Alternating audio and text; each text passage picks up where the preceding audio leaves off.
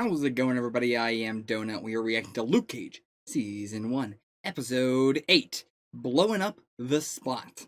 And I think that's going to be blowing up Luke's spot, putting the spotlight on him, with the Mariah stuff, with now Diamondback shooting at him. Sorry, let me get headphones in order. But yeah, I think just everybody, with all this happening to Luke at once right now, that's the blowing up his spot. I guess, if you want to see the full length, as always, check it out on the Patreon for $4 a month. That's all it is. Super cheap. Check it out. If not, let's get into this reaction.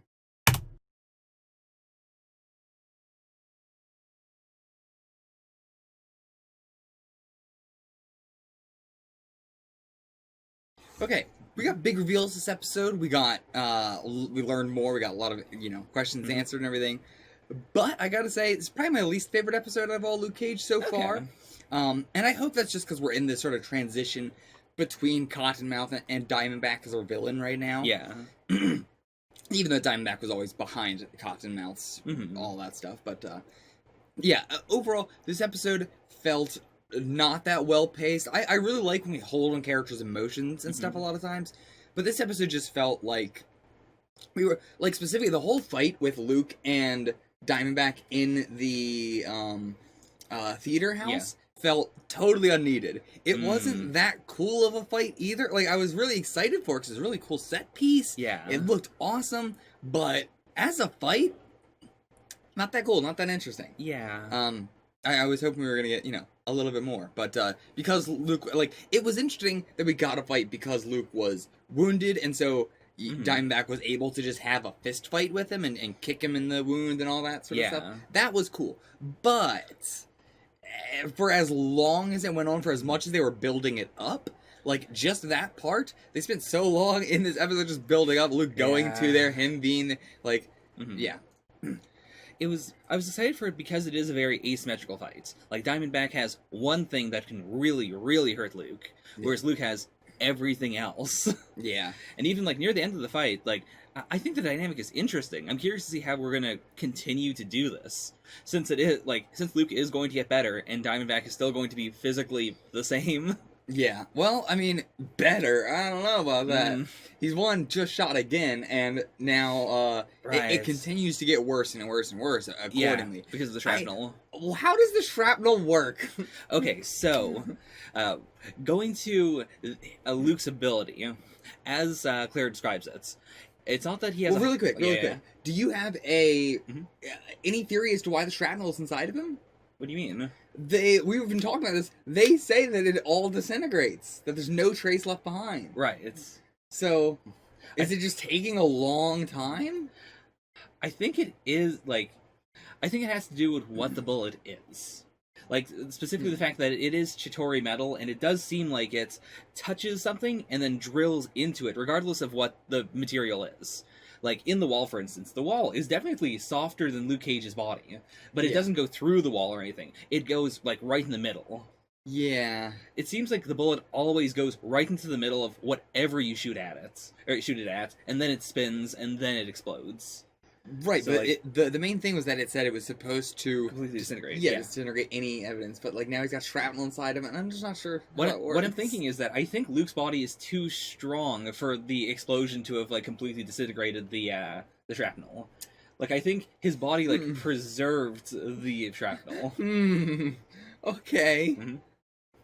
Like, it's supposed to do big bang, completely disintegrates, but because his body is so strong, it wasn't able to do the big bang. Which is also why we don't see, like, any blood spurting out of him when it explodes. Sure. Yeah. I mean, it definitely does a funky boom inside him. Yeah, but it's like a thunky boom, whereas, like, when the bullet hits the wall, like, sparks keep on flying out of the wall for a little bit. That could just be because it was electrical stuff in the wall, maybe. I don't know. But yeah, sure. I get what you're It's that, along with the way Claire described his powers, which, in general, it seems like his cells, like, you can split them, but they just immediately come back together. Yeah. So I think that, like, they trapped the bullet inside. And even now, they're still trapping the shrapnel inside. But because the shrapnel can't, like, pierce because it can't like pierce the cells and kill them, it's just going around, or the cells going around the shrapnel. Yeah, which is actually worse. like, what? It depends on how exactly his body works and how far these cells go in. Yeah. Like, if all of his body is like that, one, that would explain why his brain was able to hemorrhage and swell and stuff like that. Yeah. You know, if it is extremely elastic and, Yeah. you know, maneuver. But if his body can keep legoing it back together, I'm picturing a scenario in which he can, maybe not now that it's in his shoulder, but worm its way into somehow coughing up the shrapnel. Because, like, actual, like, war veterans have this happen sometimes, where they get hit by, like, buckshot or something, and they can't take it out. Like, they cannot surgically remove it. But then, over the course of years, like, as their cells divide, the buckshot just slowly starts coming out, and they just, I pick guess it it would come out, that way, too. But yeah. Or even, like, potentially, it'll come out the other side. Like, if it's really going all the way through. That's what I'm picturing with Luke. Like, if it can bypass, not just through his cells, but also through another organ into his, Yeah. I'm not sure how that would have to work, because there's probably some space in between that is just going to drop it in. You'd think so. But It should end up in, like, his stomach, or, You'd just, think. like, yeah. But... Yeah, but...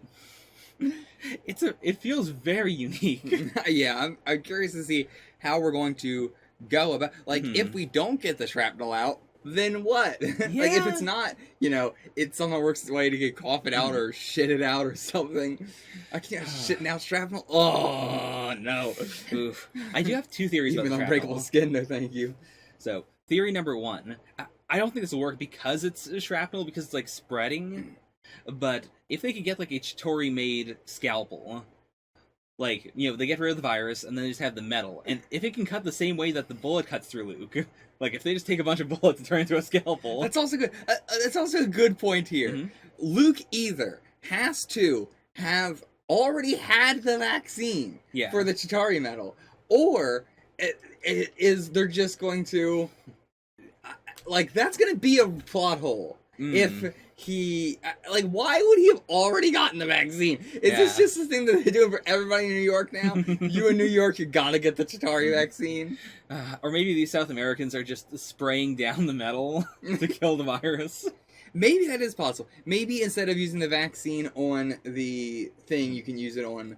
Also, not sure how that works, because it always spreads through electricity. Okay. Like, you touch Chitauri metal and it shocks you. Right. And that's how it spreads. But, and that would maybe be the sparks we saw on the wall and everything like that. Maybe, actually, yeah. But we didn't see anything like that on Luke. We didn't see anything like that on, you know, Stryker when he picks up the bullets. Yeah.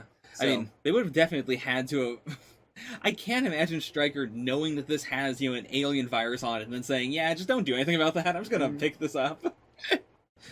Yeah, I guess it's more likely, rather than, like, we've been talking a lot about the vaccine, just every time Chitauri metal comes up, just in a way of, like, is this a plot hole? Like, ever since they brought that up in S.H.I.E.L.D., I'm like, oh, this is gonna create some stuff, but it hasn't yet. It hasn't yet. But, yeah, maybe they found a way to unelectrify the Chitauri metals. Which, yeah, I'm not sure how you would go about doing that, but I guess it's possible. It's possible. I guess you just gotta get the virus, because it is an actual virus that is shocking you. Yeah. It is not like, you know, I'm not sure how the fuck that works, alien shit. But, yeah, I guess you just gotta clean it. Yeah. You can get a virus off something. You can. Yeah, it's not impossible. I'm like, how are they gonna do it? You could just get the virus off of it and then give them the bullet. It's really not that weird. But okay. So, theory one, yeah, we guess scalpel and then dig into him. But because the shrapnel's going everywhere, I think that's pretty unlikely, because they'd have to really just slice him all the way open. Yeah. Theory number two, what was it again? What was theory number two? Oh, yes. That because they straight up said, like, the same reason why it's burrowing into you is the same reason why, you know, you were super strong. Maybe they'll have to, like, find a way to deactivate his powers. How and what? To deactivate, not get rid of them, but just deactivate him temporarily. I mean, I'm saying deactivate because we know there's a Luke Cage season 2. You know, he's not empowered in there. But they could present it as just, you know, it's either we remove your powers and you live, or you keep your powers and you die. And then Luke might have to make that choice. Yeah. Yeah. I mean, to be fair, I have no idea how they would do this. I don't know either, because, yeah, the whole facility's gone. That's more of a storytelling thing than like an in-universe theory right now. Yeah. I don't know. My theory is just he's gonna spit him up. I guess. I guess I that was ridiculous, but I don't have a better theory, so I guess I'm sticking with it. That would also be a really cool one. Like, no bullet can actually hurt him. It just, it makes him in pain for a while. Yeah. Which also, the fact that he got shot in the shoulder, by the way, is going to be big, because, like, he gets shot in the stomach. It's like, we saw he was still able to fight a little bit, but shot in the shoulder, now he's down to one arm. Yeah. And, like, depending on how it spreads, the shrapnel could go into his heart. Yeah. Yeah, I didn't think about that. Yeah. But it really, like, it felt so, not bad, but just weird seeing how, his inner tissues are also super hard. But if you touch him with the scalpel, like, he has all his sensation still. So if you touch that, it's like you're stabbing his open wound, but you don't see any blood or anything come out. Yeah. Oh, it was so tricky. Because it doesn't seem to hurt much when he gets shot by a bullet.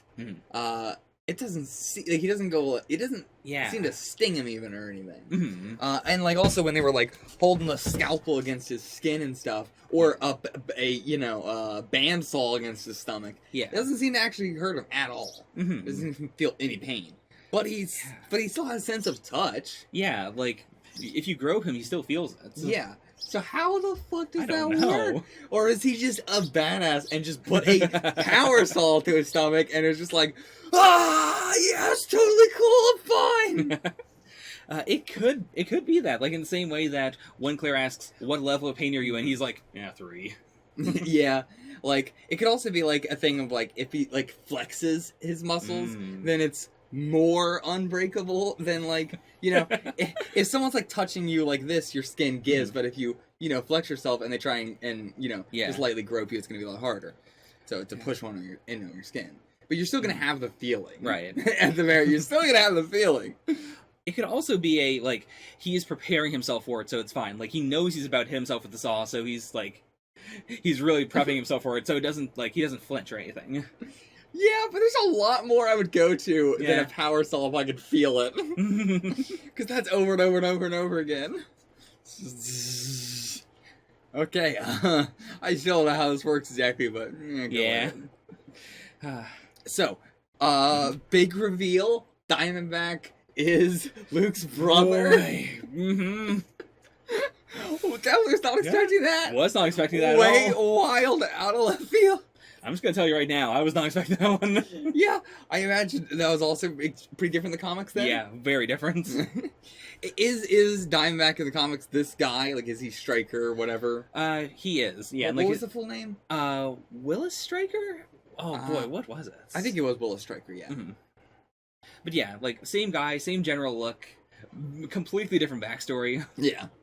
But alright. Yeah. So he is like, he doesn't like have, does he have like some get up in the comics, or is he also just military, I believe he's just, he's dressed like a normal guy in the comics. Like, he doesn't even really have a military bent to him. Okay. Gotcha. But anyway, yeah, I like his actor a lot. Yeah. Like, really cool actor, like, how he holds himself and all that. The whole stuff, everything with like out in the street and then the police and all that, it's a bit weird. I was so weirded out by that because like we go from Luke's leaving, or Stryker's, they're both leaving the area, and then somehow they both end up on a street that has people on it. Like when Luke like stumbles over to the garbage truck, you see a person right next to him, and then Stryker walks up, open carrying this like military rifle. Yeah. Pointing it at it. Like, it's not even like, oh, he's just carrying around a rifle or whatever. Yeah. Which would be, I mean, in New York City, that's pretty weird. Like, open carry is really not weird depending on where you're at. If you're in the middle of Texas, it's not that weird to see people walk around with guns. If you're in the middle of some rural country or whatever, not that weird. If you're in New York City, pretty fucking weird. Yeah. But still, the fact that he's holding it, like pointing it at him and stuff, walking in the middle of the street. In the middle of New York City streets, and there's no cars on the street. And this might not even be a weird thing, but the fact that the garbage truck was all the way over on the left. Yeah, what was it doing? Just waiting there, and then Luke falls into it, and then it drifts over to the right. Like, I don't understand the situation. Luke Cage is the most comic book MCU thing we've had so far, because so much of it is just it has the most suspension of disbelief out of all of Yeah. it. There's so much like you just gotta go with it. You just gotta go with it. He like shoots the ambulance and everything. Yeah. And I was like, okay, he's not worried about the cops at all. Then it's like, okay, no, the cops are just gonna take a long time to get there, I guess, or whatever. But then he is like out in the street. He was like, oh, well, as soon as the cops started coming, he was like, oh, well, I don't want the cops to get here, and like stopped. But then continued to do stuff anyway. Yeah. And then the cops just took forever to get there. They still haven't gotten there. Boy.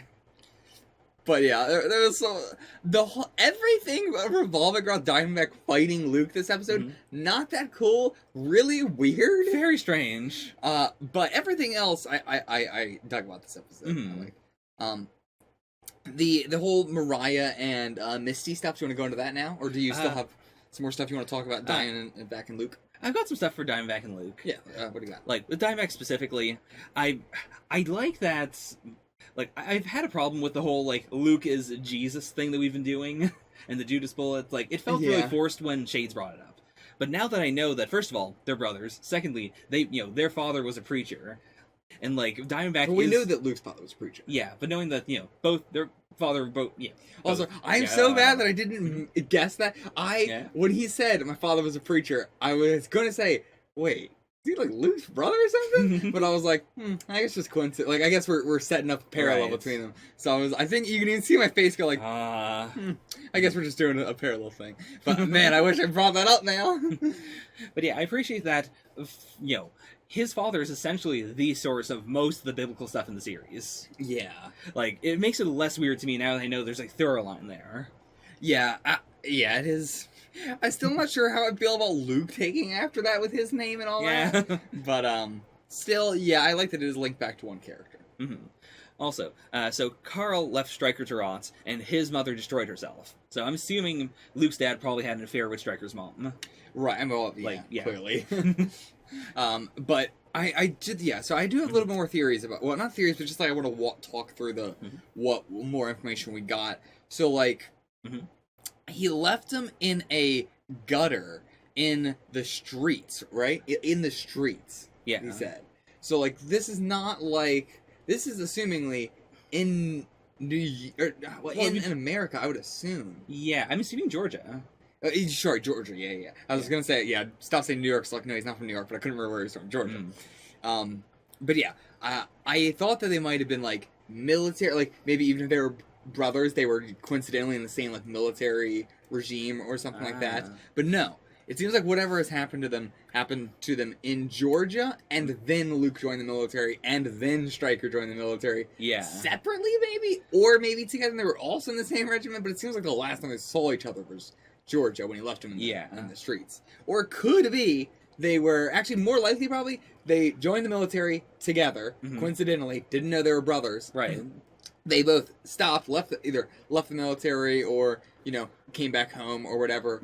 Then Luke, seemingly, well, I don't know if he seemingly betrayed him or straight up did just betray him. Yeah, it's very possible. It might be that he did just straight up, no, I think my theory is still that third party frames Luke, this guy is, Stryker believes that Luke is the one who did it. Okay. But you'd think that Luke would say something like, I didn't do it. Plus, like, Stryker says, well, I guess it could be multiple things, but Stryker does claim that, everything involving the prison was him. Like, he did that. Really? Yeah. What do you have the line? Do you remember? I don't have the line, but I wrote down that the setup and Rackham torturing Cage was connected to Diamondback, but the experiments and everything involving Reva wasn't. Right, but that doesn't necessarily mean that he was the one who put him there. Just that he was connected. Right. Like that he thinks like, ha ha ha, I am the one who put you there, but he's really also being manipulated by somebody else. In that case, yeah, actually I could see that. Yeah, like, I still think that's my theory. But it could be it was all him, and Luke actually did betray him and stuff like that, and Luke is lying about being innocent and not guilty. But, and there also could just be something else that was going on there, but considering this is the thing that got him in prison and all that, I think it's the third party that's manipulating stuff. Yeah, especially since we know, like, Luke was in prison for X thing, but he wanted to stay in prison because of Y thing. Like, there are other things that made him feel like he deserved to be in prison. Yeah, shit. So, yeah. Shit. There's a lot there that they could, interweave. Yeah, I don't know now. Mm-hmm. Alright, I don't know. What else do you have about Luke? First of all, Striker? we have another Power Man reference from Luke. Oh yeah, gotta get those Power Mans. Luke has now officially said, Pops used to call me Power Man, which means he probably did more than once. And he said it like this is gonna be my name going forward. He said it in a way like, no, it's Power Man. That's what you have to call me from now on. Does the Netflix MCU have the balls to have him walk up and say, hey, Devil of Hell's Kitchen, it's me, Power Man? Why is he calling him Devil of Hell's Kitchen? I guess, yeah, he's Daredevil. Hello. He's not even calling him by his hero name. Yeah. Hi, Matt, it's me, Power Man. Hello, Devil of Hell's Kitchen. Hello, Black Man of Harlem. Mm-hmm.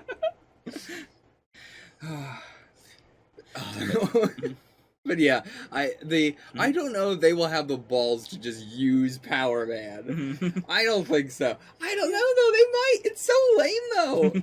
And also, like, when he was talking to Claire this episode, he was like, we only got the tail end of the conversation, but he was explaining how he put on the Power Man costume when he broke out.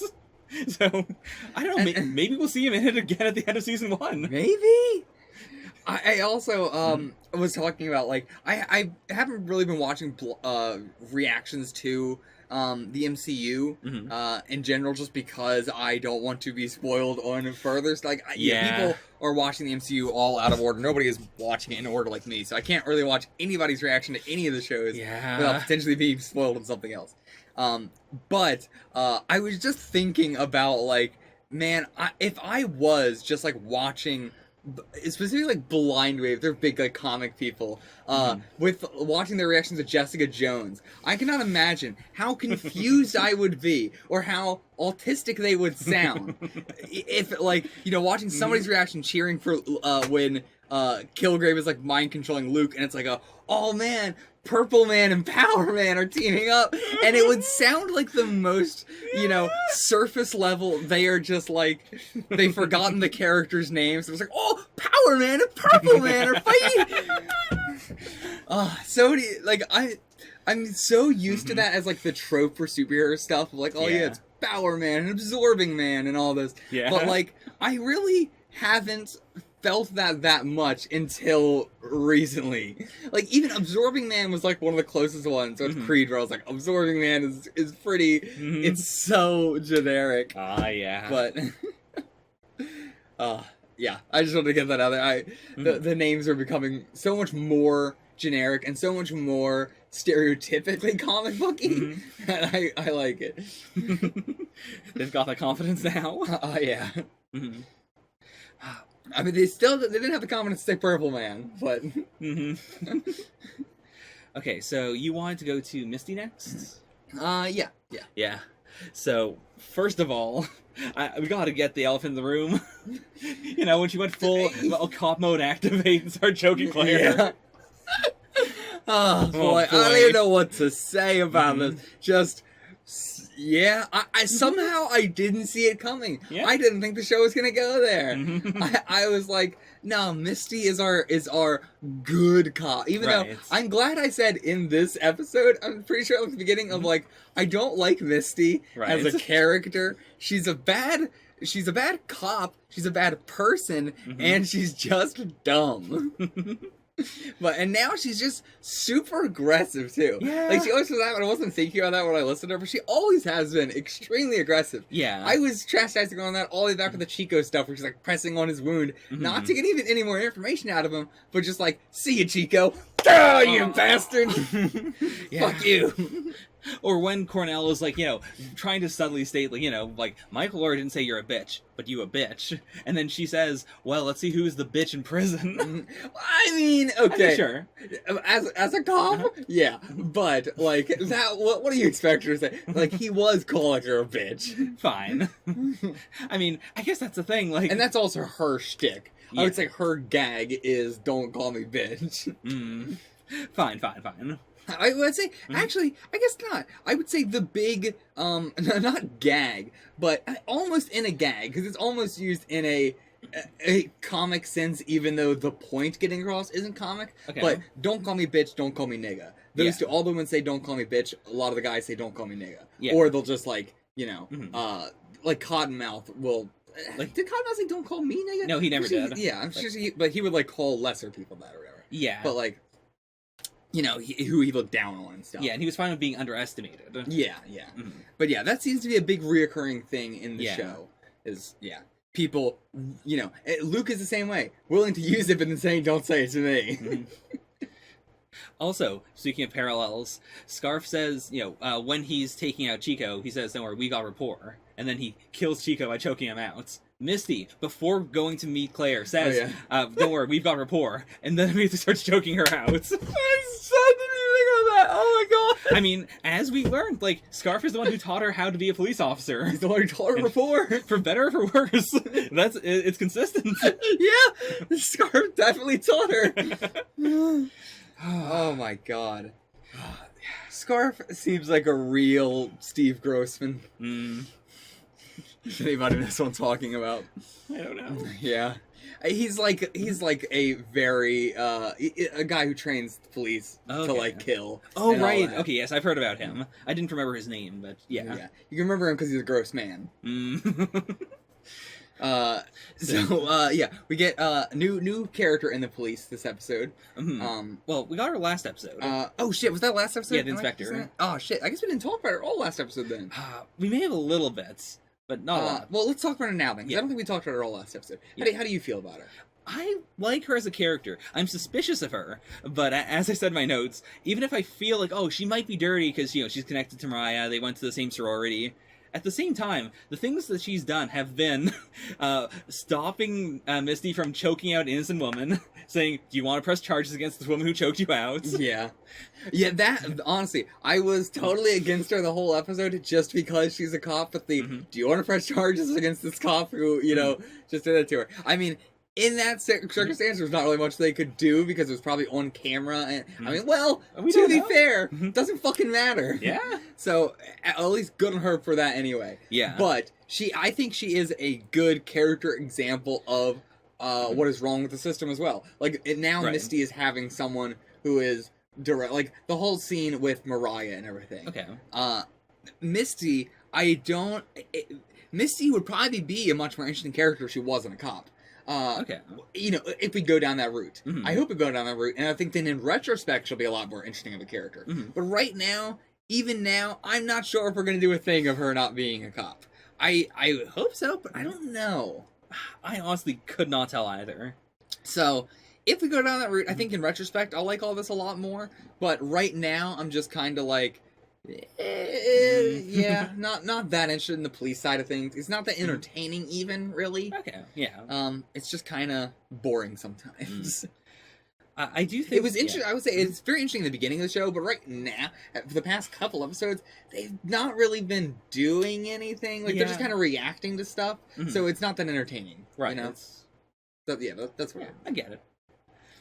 But I like her really a lot because it does seem like, as of last episode, she came in because half the force got sent out because they were working with Cottonmouth. It seems like she came in as the neutral party, and so far she has been the neutral party. Did half the I don't think so. I believe they said not half the force, but a bunch of people had to leave. Really?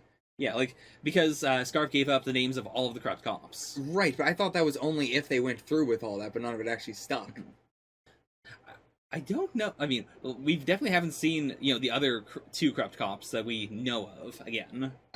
Sure, yeah. I guess it's I think that the Cottonmouth stuff didn't stick, but everything involving the police did. Okay, I guess, sure, yeah. Yeah. Surprisingly. So I mean, more likely they're working for a different firm now. Yeah. So I really like the idea of Ridley as a person who like, she is an antagonist for Misty right now, but in the sense of, regardless of whether she's working for Mariah or not, she's just not playing ball with what Misty wants to do. Like, she is the one who walks in and says, Luke is connected to all of this, why are you not looking at Luke? Yeah. Why are you still going after this other guy? Yeah, that is really how cop work gets done. It doesn't matter if you don't think this is legit, this is the fastest route, and people will buy this. We also saw Candace from the very first episode.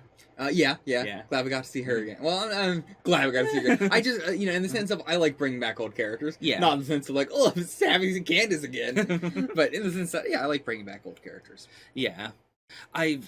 I don't know whether she was just running her mouth when she first talks to Misty, or whether, like, her lawyer said, I'm going to come in, but before I do... It's just, like, Saul plan. I could see that. Like, just, say a couple things about Luke, just so, they buy it. I don't think so, because the look on Donovan's face when she started twisting it was a very, like, he went from, like... Ooh. Yeah. But yeah, so I don't think that was planned at all. Okay, yeah. But again, Stu, I think the number one thing that we need in Harlem is to learn your rights. Like, more people in Harlem need to know to not talk to the police unless your lawyer is present, and then when your lawyer is present, listen to your lawyer. Yeah. Like, even if she's working for Cottonmouth and all that, even if Chico had information that could have all this time, it's... You don't want to accidentally incriminate yourself, right, and you don't know that you're not going to accidentally incriminate yourself. Just because you are completely and 100% innocent does not mean that you will not accidentally get yourself arrested. Yeah. Never, ever talk to the police unless you have your lawyer in the room with you, and you're listening to them. That too. I feel like I say, get a lawyer a lot. I don't say listen to the lawyer a lot. But now I guess I need to start saying that too. Listen to them. It doesn't help if your lawyer is standing there and going, no, don't stop talking, and you say, no, listen to me, I did it. I mean, I get why Claire was willing to talk a little bit, because Misty does have rapport with her, but it didn't turn out very well. Yeah. I mean, she didn't really talk at all.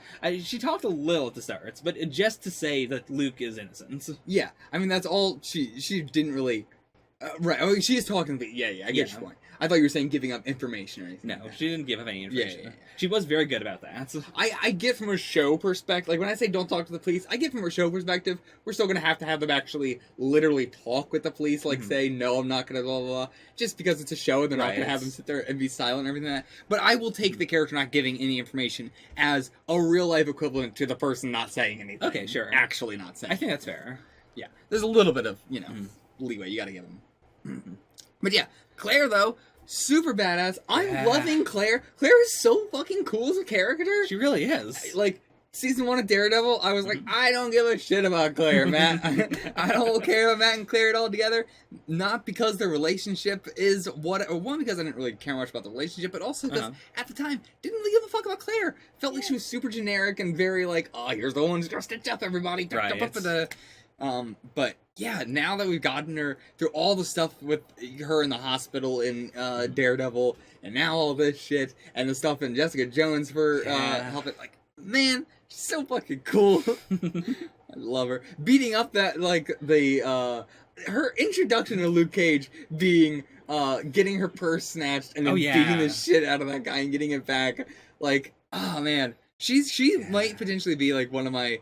It's gonna be hard, 'cause she's never gonna be able to compete with, like, the heroes, but, like, of those kind of characters, she is extremely high up there. Okay. Of, like, Claire, Lewis from Ant-Man, I love, Eric Selvig, I love, all these just characters that, are just supporting characters. Yeah. But they're really good at it. So, we were introduced to Claire's friend Manny in this episode, who either is an EMT or just has the ability to get an ambulance. Like, he was wearing an EMT jacket, but that could have also just been, like, the jacket was there and he put it on. Yeah, I think he's an EMT. Probably. And he's, like, just borrowing the ambulance, essentially. I assume this is the same way in which Kilgrave got all that stuff working. Nobody, like, paid attention to it. Yeah. Seems like you can get away with getting an ambulance out of the hospital pretty easily. He used to run with her uncle in back in the day.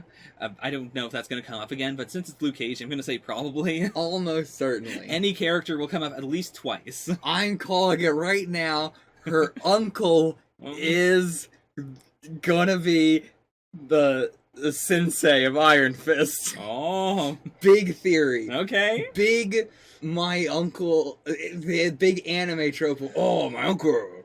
Oh no. Is that Claire's voice? I was doing the Ruby voice, or the Rooster Teeth voice, instead. It's weird, because the Ruby thing is a reference to Rooster Teeth. Anyway.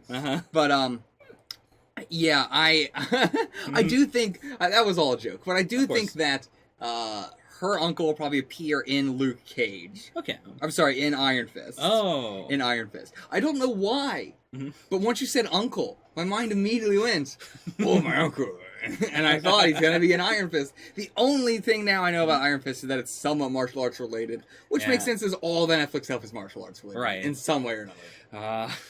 Not gonna lie, I'm a little disappointed that you're still not on the train of, oh, is this the Bucky spinoff? Is this just a guy with Iron Man's arm? The only other thing I knew previous to that was, there's a podcast I listened to called Illusionoid, which is sort of like, an improv podcast inspired by Marvel Comics and stuff like that. Yeah. Every episode, they're like sound guy. They just give him a different name of just some random Marvel character. Never like anything spoilery, just a name. But one of the episodes I listened to was, they were like, oh, he's the Beholder, he's a cosmic cube.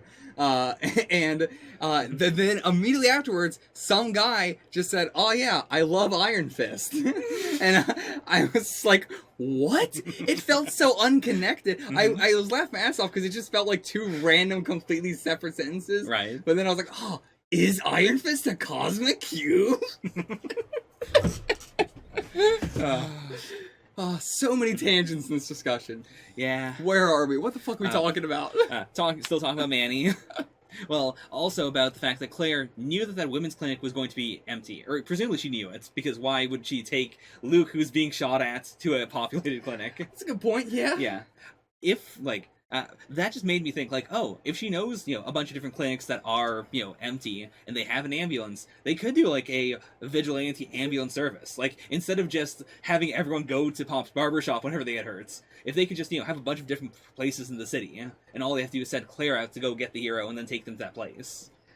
Sure, but that seems so... They're gonna have so... You're just like, instead of having to go to the barbershop, let's just have them run 5 barbershops. Why wouldn't they just take them to the barbershop?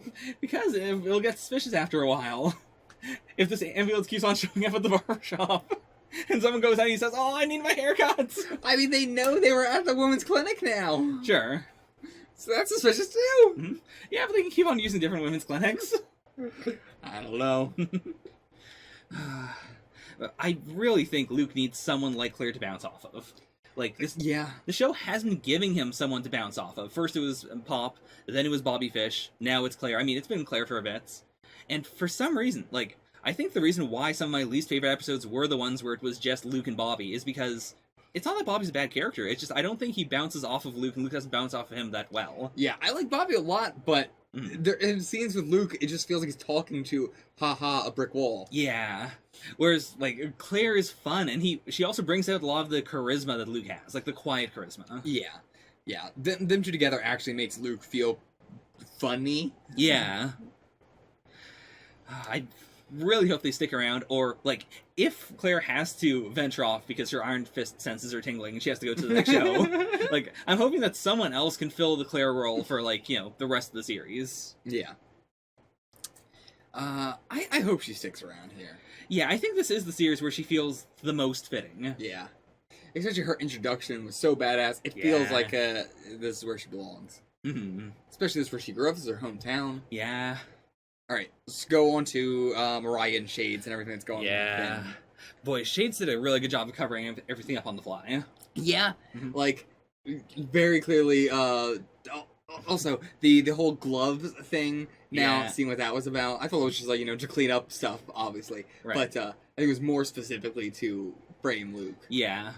Not sure why Luke would put on bright yellow rubber gloves and then bring them all the way back to the barbershop and put them in the trash can. Do you think we're going to have a scene where they hold up the glove and Luke tries to put his hand in and it doesn't fit? Oh my god, no! We can't Johnny Cochran this, please, no! If it doesn't fit, you must acquit. I swear to God, if we fix this issue by the most broken sister shit in the world, if we Chewbacca defense this shit, I'm gonna lose my mind! Like, there's that, there's the shower, they didn't, like, bring up the, like, secret entrance thing at all, which is a bit of a flaw, but, like, everything Shades could have reasonably thought about. It's like, he covered really well, especially because he wasn't planning on this. Like, he thought, like, he thought maybe Mariah was going to do something, but he didn't, like, he could not have planned for all of this. Yeah, I think he was priming her last episode, though. Yeah. I don't know, I think he might have known that she was going to kill him at some, like, I think when Shades met Mariah, he might have an eye for that sort of thing, and over the course be like, she could kill him. If I keep pushing her and pushing her, then she might do it. Yeah.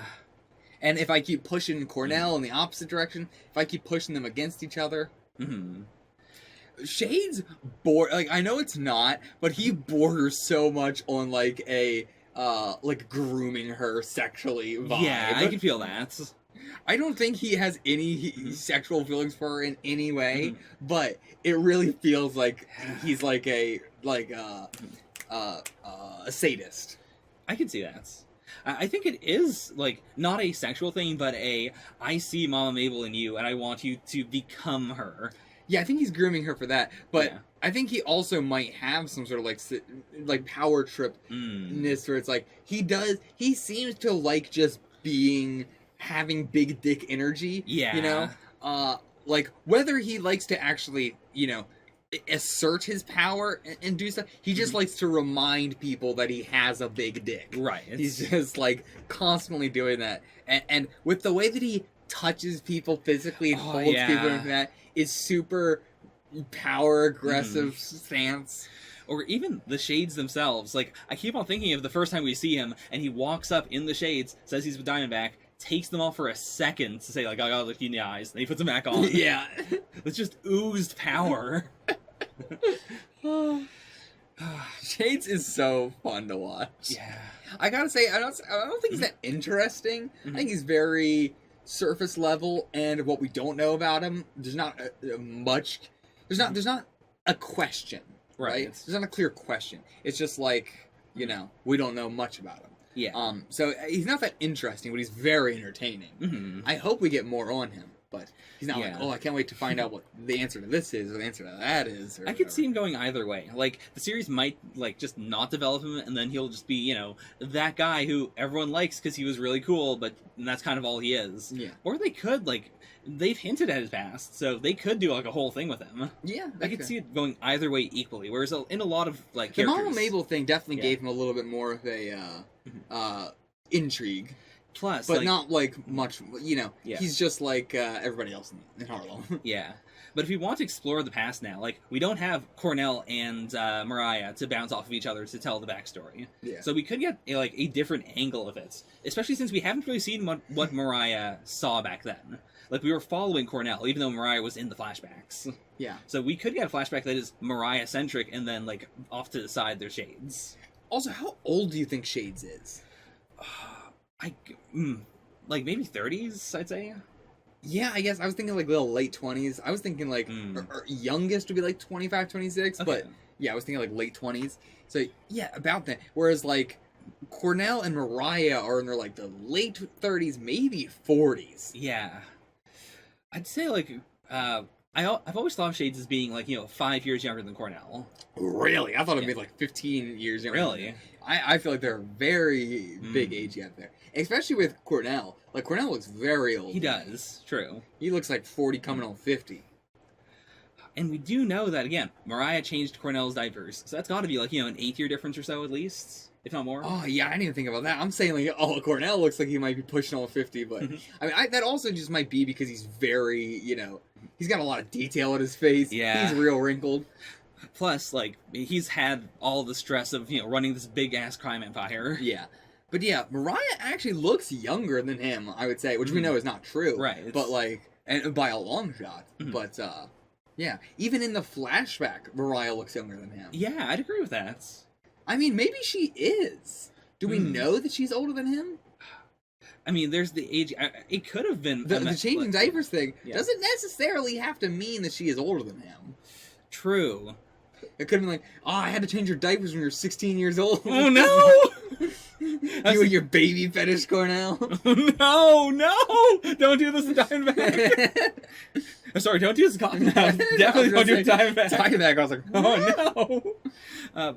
I was thinking in the opposite direction of maybe she was like 4 and she had to change his diapers. yeah. Like, in a family like that, Mom Mabel may have just said, you gotta grow up fast. Yeah. Mhm.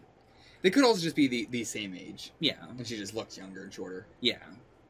I think that's also the thing. Her being shorter makes her look younger as well. Mm-hmm. Plus, I imagine she wears makeup, whereas Cornell definitely doesn't. Oh, yeah. Oh, yeah. There's a lot of factors there.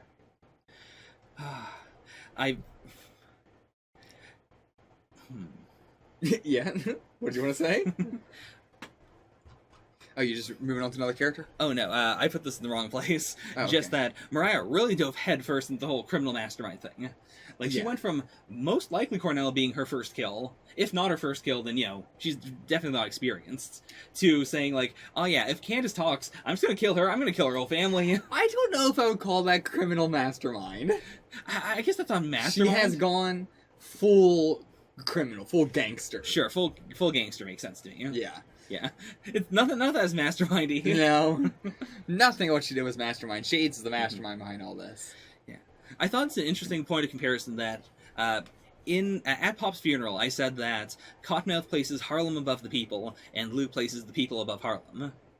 And I think Mariah also places Harlem above the people, but in a different way. Like, when she was talking about the brownstone, she was talking about how, like, it'd be a shame to lower this building's property value. Yeah. Not because of the people, but just because it's the building. Because it's a Yeah. famous building. Oh, I'm sad for the building. Yeah. It's an interesting distinction while still, like, having that Cottonmouth flavor to it. Yeah. What was I gonna say about all this? Mhm. Just that, like, you could definitely see her getting to this point, and that her morality was kind of already like this. Mhm. Like, with the, talking about Luke Cage and how serious she got with that, the fact that she went out there and told him to just immediately kill Pete Stokes and all that. Yeah. Like, just immediately was like, kill him. Mhm. The whole, what else am I thinking of? Early on in the series, her saying, like, that she doesn't want to be a part of all this, and using these, like, outward terms, like, oh, you did this. I can't think of anything off the top of my head, but, like, she wouldn't exactly say the criminal term. She would say, like, like, instead of saying hell, saying heck. Okay, right. She's trying to, like, I know what you're getting be at. like, oh, I'm not a part of this and everything like that. But you can see that because she's fighting back so much, it's going to have, like, a bigger rubber band effect. Yeah. Especially with the stuff like on the roof at Tone and stuff. Mhm. I keep saying Tone. Tone. I'm saying fucking Japanese shit. Tone, like, she was shocked by it, but she got over it like that. Yeah. She was like, you just murdered a man. All right, whatever. See you later. But, yeah. And I think this is better for a Diamondback overall, because Mariah does... You mean Cottonmouth? No, I mean Diamondback? Diamondback. Okay. I actually do mean Diamondback It's this better one for time. Diamondback. Yeah, because it seems like, since the start of the series, he wanted to move in on Harlem. Like, he wants to rule Harlem. And Mariah really seems like she doesn't care. Like, she wants the money and stuff. She wants the power. But she doesn't want to really get her hands dirty with the criminal stuff. Yeah. So it feels like it's going to be, she still owns Harlem's Paradise. She still, like, has some control over the money. But then Shades runs everything that Cottonmouth used to run. And then Diamondback really runs everything. Like, I could see a whole episode that is just, like, no more of Diamondback fighting Luke for a little bit, and it's just showing how, like, the power dynamics have changed. Could be. Not sure how into that it would be, because again, I said it last episode, also this episode I feel the same way. This episode could have been shorter. Yeah. Didn't need to be that long. Very rarely do I think that, but yeah, Luke Cage, could be some shorter episodes. What else? You have some more notes here about Misty. Did we cover everything about Misty, or do you have anything else to say? The only thing we missed was that Cottonmouth being killed without evidence of gunfight is a strong hint that it's not Luke.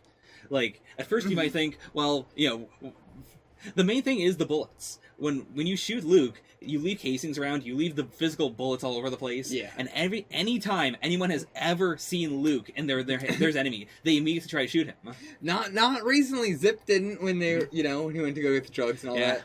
I mean, But aside from that, I don't know why Zip's still trying. Domingo's people. Domingo's also, like, I'm glad that he was what he was. Yeah. Like, they're building up to this round, and I was like, is Domingo... We were talking about that too, like, is Domingo gonna be this threat or whatever? Right. I'm glad they didn't make him out to be. He got chumped.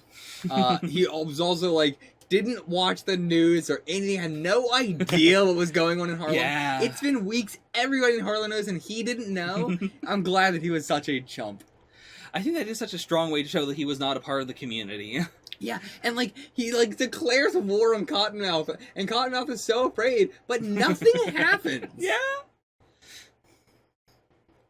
Oh, boy. But, so, I mean, he's still out there. So, I could actually see him come back for, to work with Diamondback. Like, directly, Sure. Not in, a real threat situation, but just in a, now the guy with all the guns is now giving, Domingo all the guns. Yeah, I can see that, but I'm not afraid of him. Mm. Anything else we have to say about this? I think we covered pretty much everything. Yeah, like, we were pretty... Stryker's a cool character, I gotta say. I like Stryker so far. I'm curious to see what they're gonna do with him. I hope his fights get cooler, but as a character, I like him. Same. I don't know what they'll do. Like, do you have any speculation on how they can make the fights more interesting?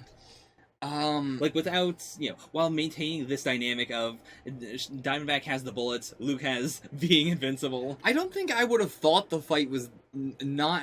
Like, the fight was fine. My main problem with it is how much they built it up. Okay. Like, we go from the, from the point where Stryker gets away from Luke inside the women's clinic. Okay. It's like a solid 10... 12, 13 minutes or so until they actually start fighting in the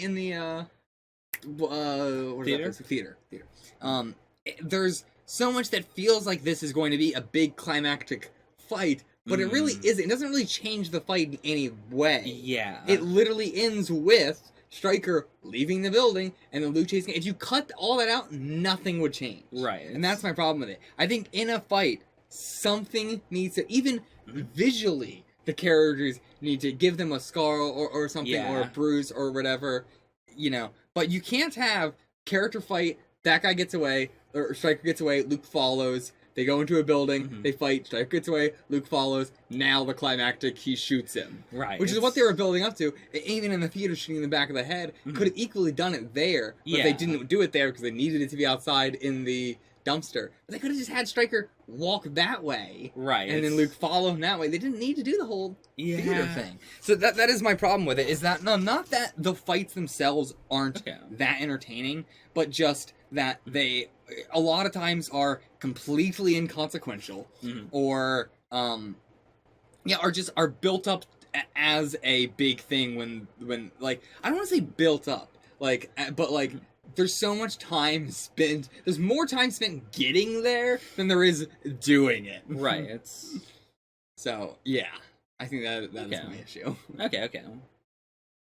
But I can't think of another fight in Luke Cage like that. This one is like the example of that. I think. Was there another fight in Luke Cage you also felt was like pointless? That I feel like I might have said that, but I don't remember off the top of my head now. Not that I would call pointless. Like, a lot of the fights have been, like, people mob Luke, but there is, like, a point to it. Oh, no, I was thinking of the apartment thing last episode. Where Luke went to go get Scarf's book. Oh, yes. No, that was not last episode. That was a couple episodes ago. But still, that is what I brought up. Where it's like that whole, if you cut, that's my main problem, is like, if you cut this all out and just instead, did it here, nothing would change. The story, the characters, nothing would change. But yeah, that's my issue. Okay. So going into more Luke Cage in the rest of the season, I am hoping for more things having purpose. Okay. Better pace. Do you think that Luke's going to stay, like, this injured for most of the rest of the season? Oh, no. I think he's going to be better by the last 3. I think he'll be fully healed by the last Yeah, I think he'll be fully healed by the last two. He'll be 90% healed in the third to last. Okay.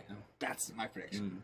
I'm gonna say they find a way to deal with the bullets in. I guess I should say the shrapnel will be out of him. He might still have some like healing stuff, so maybe not fully back Okay. or whatever, but he won't be like limping. He will be Right. able to fight at mostly full. Sure. Yeah, because Yeah. I do think the shrapnel is very important in potentially making the final fight more of a struggle. Like I don't think they'll get all the shrapnel out even Sure. by the final fights. I think it might be a situation of we could get 90% of it out, but some of it's still in there. It's not going to pierce your heart or anything, but it's going to have to work its way out. Until then, you're going to be hurting. You're not going to be in your prime. And that's why Diamondback could, in the final episode be a real threat, more so than he is now. Because that's everything. I don't know how Diamondback could be more of a threat than he is right now, when Luke is injured and he has a bullet that can hurt Luke. But I would like to see the finale be police stuff. Okay. That's what I would like the finale to be. I'm not sure I'm not sure if we'll run a final fight even, which I would want it to be police focused, I think. Okay. I'm not sure. We'll see as we get closer there, but Yeah. Yeah. Because we don't have to have a final fight. Jessica Jones had a final fight, Yeah. but it was more of a, general final conflict. Yeah. The fight part of it was just snapping a neck. Yeah, we don't necessarily need to have a final fight, and I'm fine if we don't have one. Yeah. But, yeah, that's my guess. Alright. That's it. We will see you guys in the next one. Until then, get the fuck out of here. Somehow this one was our shortest one, even with all his tangents. Woo!